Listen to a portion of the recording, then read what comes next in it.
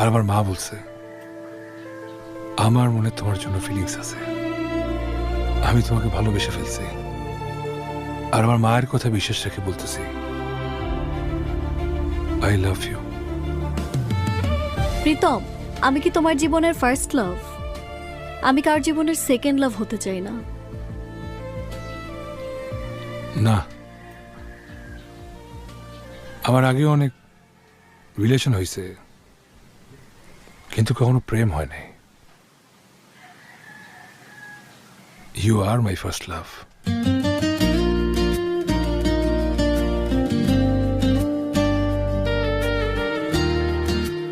ছেড়ে যাবা না তো?